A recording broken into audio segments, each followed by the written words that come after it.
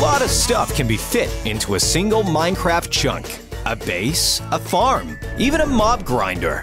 By using good organization and compact building, you can fit more or less anything into a minimal space. There's a whole bunch of small bases you can create, some only a few blocks wide. But Sub came across a new mod recently and was wondering what could be created with just a single block. There are hundreds of block types in Minecraft, and today, Sub has specifically chosen 10 of them to create the smallest bases possible.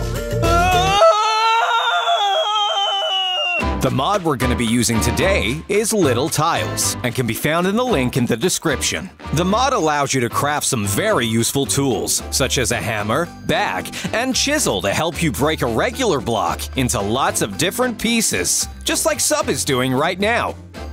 Are we having fun there, Sub? You can use this mod to chisel and cut just about anything in the game, and then place the smaller chunks down again, creating thousands of possibilities. So, let's see what Sub has come up with, shall we? Number 1. First up, Sub is going to show us his dirt house. Usually, you only make a dirt house on your first night when you've got no tools and it's getting dark. But what if you made a house out of only one dirt block? Using the tools, Sub hollows out the inside of the dirt. He can replace some of the dirt pixel bits to create rooms and areas around the house, and use some other block types to add color and decoration to the interior. Having a house hidden in a dirt block could be really useful. Not only is the house hidden from attackers, but it also blends in perfectly with the environment. The only downside is someone could mistake your house for regular dirt and dig it up. Sub even tills the dirt by the house to add wheat and make it look like a small farm. Very nice, Sub. Very nice. Number 2.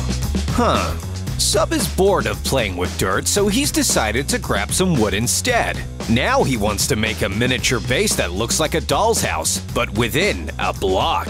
He can do this by chopping and chipping wood, and creating a framework for the house. Every house needs rooms, so he's gonna use some other block bits. You can use the smaller chips of blocks to create makeshift furniture, such as fridge chairs and even a bed.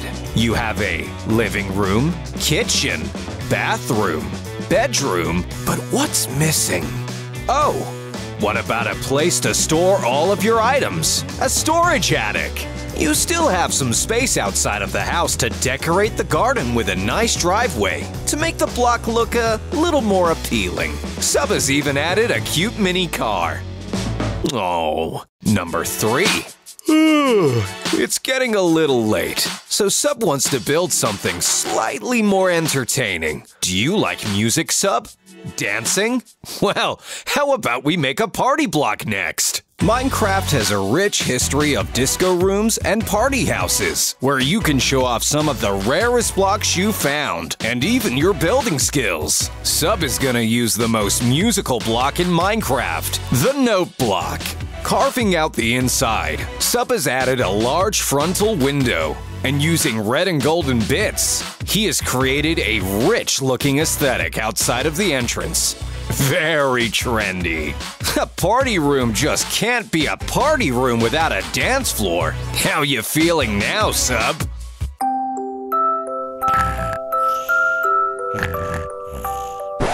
Now that you've got the party animal out of you, let's get to work on something a little more fragile. Number 4. People across the world seem to love to build cathedrals and churches in their Minecraft worlds. These builds can be pretty big, some scaling thousands upon thousands of blocks. But today, Sub wants to just build a cathedral in one block.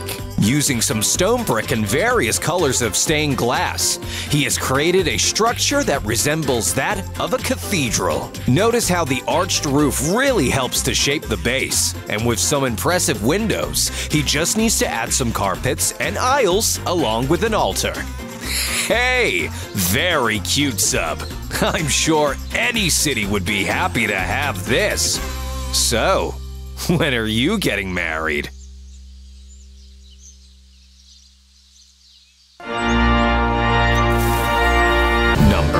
alive. From fragile to spooky, Halloween is one of Sub's favorite holidays, and he just loves scary movies. Earlier, he ran into a pumpkin, and it gave him another great idea. Most players would assume that a pumpkin emitting light would be just a random jack-o'-lantern, but I bet they wouldn't expect to see a player living inside of one. Sub has carved out the pumpkin himself, making an entrance at the mouth and placing glowstone light sources around the eyes to light it up. The ominous glow makes the pumpkin look just like a jack-o'-lantern. And just for fun, he's even placed a long, spooky dinner table. This place would be perfect for an autumn spook fest. Number 6. Sub has been reading a lot lately, and because of that, he has made a lot of bookshelves. He's borrowed one to use for this video, and has decided on a really cool design for a 1-block base. He's covered the walls in books, using colored chunks, and created an inner space to relax. This base is a little smaller, but rather than a home, it has some practical uses. The bookcase base allows you to hide in plain sight. Sub has even added an open book inside that could act as a nice floor or a seating area for the bookworms. Number 7. We're gonna get a little bit more natural for this next one. Have you ever built a treehouse as a kid? Well, how about in Minecraft? Sub was looking at a sapling and realized it actually fits within a block. And so, his next design is going to be a sapling-inspired treehouse. Using a dirt block as a base to create some grassy fields, Sub has provided a nice little setting for his tree. With smaller wooden blocks, he can create a trunk with a little entrance. Up above, he's added leaves and a little hanging oak wood shack with a bed. I'm sure this will keep you safe from dangerous insects, Sub. The added gravel path and crop farms are a very nice touch. It makes the house feel like a home. Number 8. Next, Sub wants to build more of a traditional-looking base. Quartz blocks are really attractive, but it can often be hard to find the right place to put the pillars. Sub wants to totally redesign the pillar into a temple. The quartz base and corner pillars lead to a slanted roof. It looks very official and tidy. Sub has even added a raised platform in the center with a blue pattern. The small size of the blocks allows you to create archways really easily, and a lot more details that you would otherwise need to build on a large scale for. Sub has even added a little garden to one side to give the place some flourish. Nice touch. Number 9. A bit of a twist now, as Sub has chosen to go with a palette of blocks from outside of the overworld. The Nether is home to a lot of monstrous beasts, and Sub wants to recreate that environment within a block of netherrack. He has used glowstone to plate the sides so that the block emits some natural light, with a nether brick fortress standing tall to one side. More natural patches of glowstone and soul sand appear on the inside as they would in the regular nether. The base even comes fit with its own lava pool and floating ghast. They look a lot less scary at this size. Number 10. And as usual, we like to end things around here with a bang. And what better block to finish with than one of Sub's favorite? Oh yes, TNT.